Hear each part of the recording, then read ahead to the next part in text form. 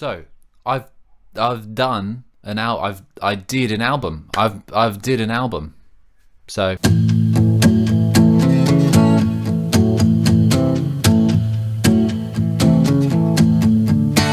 well, you're still in the sky, you're born when you're only 10. Your head on the table like the daddy did me, chasing him out the door after your family's.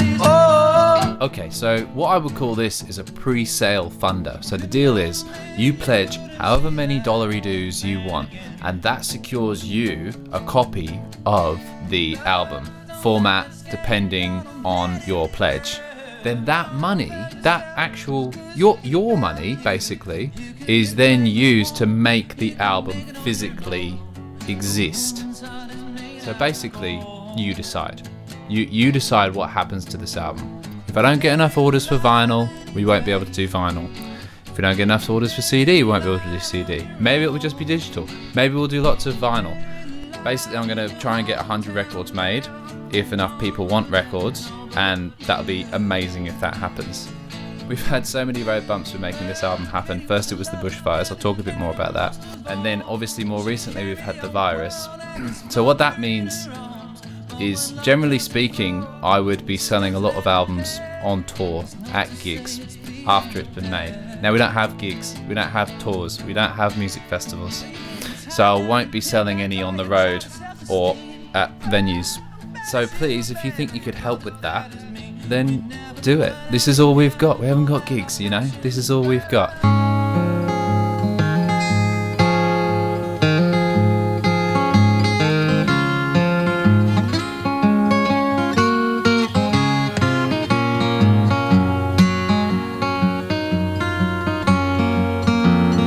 This album just means so much to me. It was a really amazing time in my life where I was invited out to this incredible analog studio called Sunroom Studios, and I really sort of wasn't sure what I was going to do with my music after my first album and where I was going to go, and then it all just sort of organically happened. And the way the producer was working and the way I was working, we were bouncing off each other, and I was actually inspired by the process and the tape equipment he was using.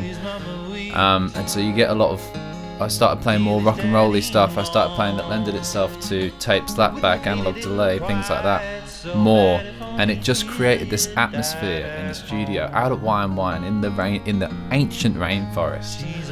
And I think it does, it kind of sounds cliche, but it does give this album this atmosphere to it, this echo, the tank reverb that we used. Again, no software, so it was all real water tank reverb, recording the sound of the music being played back through that again.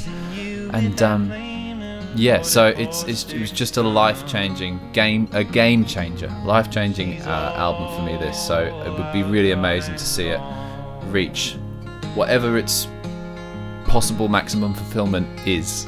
I want you to be positive and proactive with how you spend your money, you know, rather than spending it at places that don't give you much value or much longevity, things that don't last. This is something that, especially if you get a vinyl album, though CDs are cool too, whatever, but if you do get a physical copy of something that a musician has put his heart and soul into and made and created, that will probably last you for life, if not for life, then for a lot of years. I know I've bought albums 15 years ago and they're still going strong, and I still enjoy them, and I still remember the experience of having bought that and what it means to me. So I don't know, it's up to you, but I think what I would say is it's well worth your time. This album, you know, like, a lot of love's been put into it.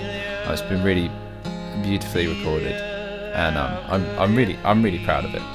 I would really appreciate any orders at all, really, and if we get up to that target, then I'll be thrilled, and it'll be a happy thing for everyone. So thanks so much for listening. I'm gonna say, yeah, I'm so lucky and extremely grateful that I could have done this album at all anyway. So yeah, thanks a lot, much love, take care.